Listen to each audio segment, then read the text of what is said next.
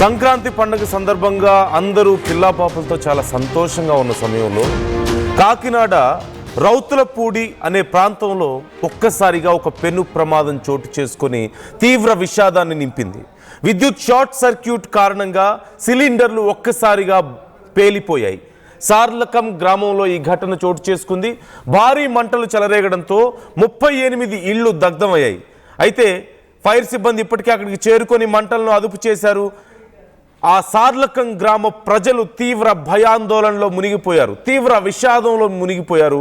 ఇల్లు కోల్పోయి నిరాశ్రయులయ్యి నానా ఇబ్బందులు పడుతున్నారు అక్కడి ప్రజలు.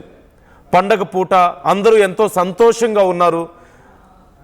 పిల్ల పాపలు ఇళ్ల ముందు ముగ్గులు వేసుకుంటూ, దూర ప్రాంతాల నుంచి ఎక్కడెక్కడి నుంచో చదువుకుంటున్నటువంటి పిల్లలు అందరూ వచ్చి బంధువులతో చాలా సంతోషంగా ఉన్న సమయంలో ఒక్కసారిగా ఇదిగో ఇలాంటి ఒక ఘటన చోటు చేసుకుంది. మీరు స్క్రీన్లో చూడండి ఎంత భయంకరమైనటువంటి పరిస్థితులు అక్కడ ఉన్నాయో.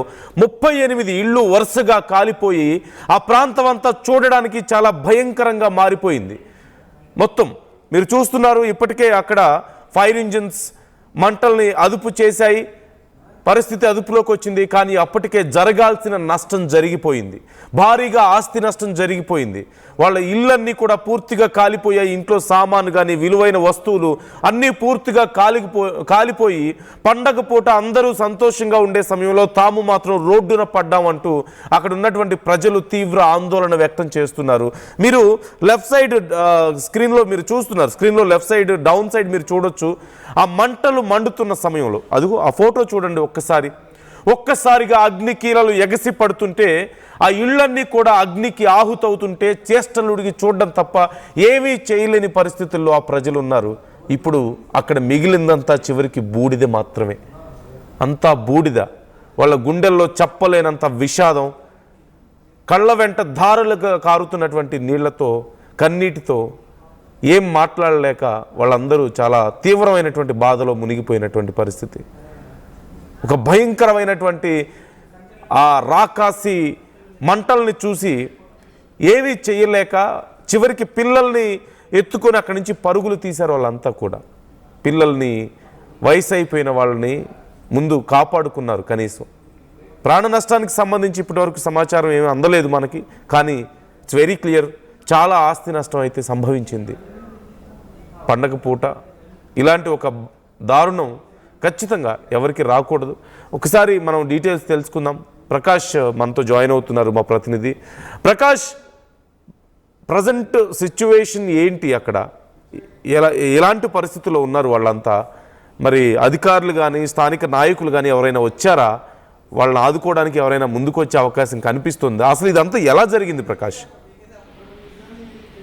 చేస్తున్నందు ఏదైతే కాకినాడ జిల్లా ఈ యొక్క పత్తిపాడు నియోజకవర్గంలో ఉన్నటువంటి రౌతులపూడి మండలంలో ఈ యొక్క శ్రీలంక గ్రామంలో అయితే ఈ యొక్క ఘోర అగ్ని ప్రమాదం అయితే సంభవించిందని చెప్పాలి. అలాగే సంక్రాంతి వేళ, పండుగ వేళ అయితే ఈ యొక్క కుటుంబాల్లో మొత్తం అందరిని కూడా ఆవేదనలో నెట్టిందని మనం ప్రధానంగా చెప్పాలి. ఎందుకంటే అక్కడ పక్కన మరి కొన్ని గంటల్లో ఈ యొక్క సంక్రాంతి వేడుక పక్కన అన్ని ప్రాంతాల్లో కూడా జరుగుతున్నాయి.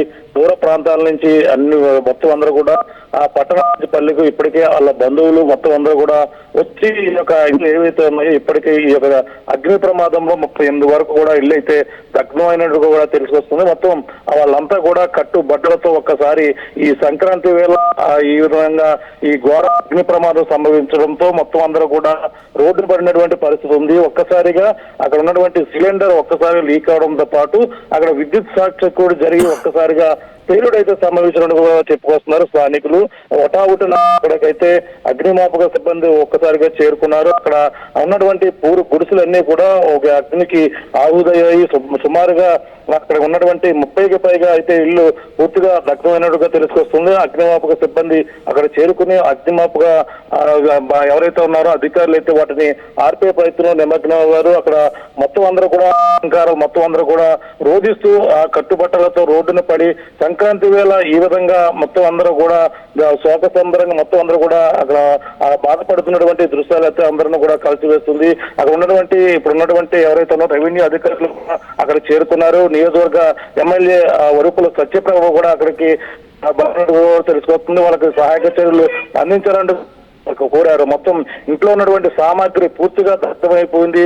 మొత్తం ఏమీ కూడా మిగలలేని పరిస్థితిలో ఉన్న నేపథ్యంలో వాళ్ళని కూడా ఆదుకునేందుకు కూడా సహాయక చర్యలు చేపట్టాలని కూడా కోరుతున్నటువంటి పరిస్థితి కనపడుతుంది. మరి చూడొచ్చు అంటే దీనిపై ఇంకా ప్రస్తుతం అయితే అగ్నిమాపక సిబ్బంది అందరూ కూడా ఆర్పుతున్నారు. అక్కడ ఉన్నటువంటి చిన్నపిల్లలు అందరూ కూడా భయంతో పరుగులు తీసినటువంటి ఘటన అయితే అక్కడ ప్రధానంగా చూడాలని చెప్పాలి. ఎందుకంటే ఒక్కసారిగా భారీ శబ్దం రావడమే కాకుండా చూస్తూ ఉండగానే ఆ యొక్క ఇల్లులన్నీ కూడా ఒకదాని వెంట ఒకటి ఆ యొక్క పక్కన మొత్తం గాలి తోడవడంతోనే ఒక నిప్పురవలు ఒకదానికి ఒకటికి వేగంగా అంటుకున్నటువంటి పరిస్థితి అక్కడ కనపడుతుంది. ఎవరో కూడా దాన్ని కంట్రోల్ అక్కడ అగ్నిమాపక ఏదైతే వాహనం వచ్చే లోపలనే పూర్తిగా అవన్నీ కూడా పోయినటువంటి పరిస్థితి ప్రధానంగా ఉంది. ప్రస్తుతం చూడాలి ఇంకా అప్పుడైతే ప్రస్తుతం మంటలు అయితే అదుపులోకి వచ్చినట్టుగా తెలుస్తుంది. అది ఇప్పుడు కొద్దిసేపట్లో స్థానిక ఎమ్మెల్యే ఎవరైతే ఉన్నారో వరపుల సత్యబాబు కూడా అక్కడ చేరుకోబోతున్నారు. సహాయక చర్యలు అయితే చేసేందుకు అన్ని ఏర్పాట్లు కూడా చేస్తున్నట్టు తెలుస్తుంది. నందు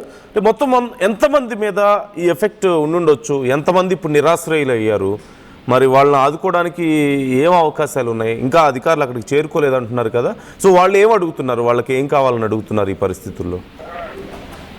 పండగ పూట అంటే బంధువులు వచ్చారు, ఇంట్లో మొత్తం ఇల్లు వాకులు మొత్తం అందరూ కూడా కలకల్లాడుతున్నారు. పక్కన ఆ చుట్టాలంతా మరి కొద్ది పండగ చేసుకునే నేపథ్యంలో ఈ ఘటన చోటు చేసుకుని మొత్తం అందరూ కూడా నిరాశలు అయ్యారు. అంటే ఇప్పుడు ఇంట్లో కట్టుకున్న బట్ట తప్ప ఒంటి మీద ఉన్నటువంటి బట్టలు తప్ప ఎవరికి కూడా ఏమీ మిగలలేని పరిస్థితిగానే చెప్పాలి. ఎందుకంటే సుమారు 30 మంది పైగా ఉన్నటువంటి ఇంట్లో కనీసం 4 చొప్పున చూసుకున్నా సరే మొత్తం 120 మంది వరకు కూడా 100కు పైగా ఈ యొక్క అందరూ కూడా నిరాశలైనటువంటి పరిస్థితి ఉంది.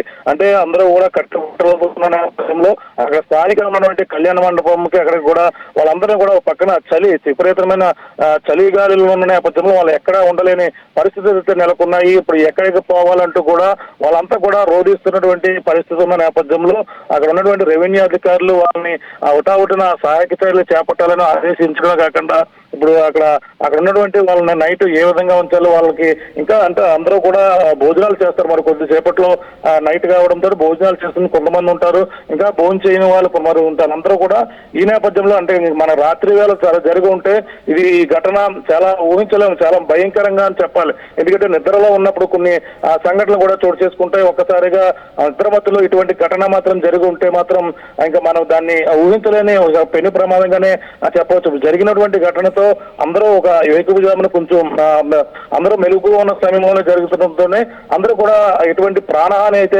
జరగలేదు.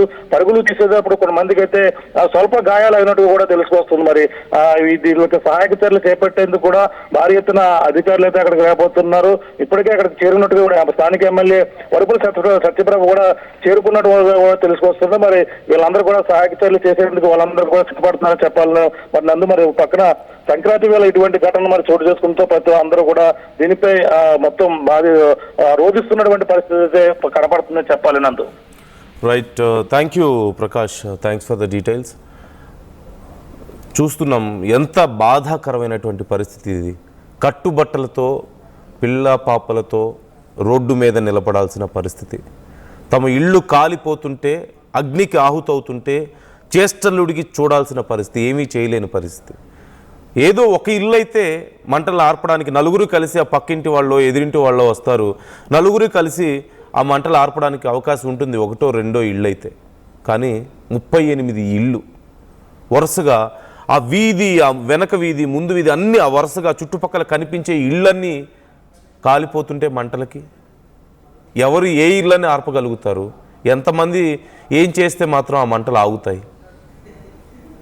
ఎంత బాధాకరమైన పరిస్థితి, వాళ్ళ పరిస్థితి ఎంత దారుణంగా ఉంటుందో కదా. ఇప్పుడు స్థానిక నాయకులు, కలెక్టర్ అందరూ అక్కడికి చేరుకుంటున్నట్లుగా తెలుస్తోంది. మరి వాళ్ళకి ఎలాంటి సాయం అందిస్తారు, ఎలా వాళ్ళ బాధని పోగొట్టగలుగుతారు, ఎలా వాళ్ళని తిరిగి ఆదుకోగలుగుతారు అనేది వేచి చూద్దాం. ఒక షార్ట్ సర్క్యూట్ కారణంగా ఈ ప్రమాదం చోటు చేసుకున్నట్లుగా తెలుస్తుంది. సిలిండర్స్ దగ్గర ఆ మంటలు చెలరేగడం, ఒక్కసారిగా భారీ శబ్దంతో ఆ సిలిండర్స్ పేలిపోవడం, వెంటనే ఆ మంటలు ఒక ఇంటి నుంచి మరొక ఇంటికి వరుసగా అంటుకోవడం, అవన్నీ కాలిపోవడం.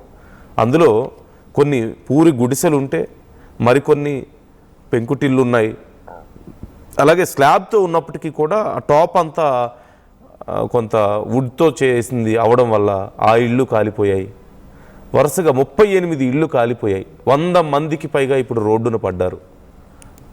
అరౌండ్ 120 మెంబర్స్ వరకు ఉండుండొచ్చు అంటున్నారు. ఇంకా అఫీషియల్గా కౌంట్ రావాల్సి ఉంది.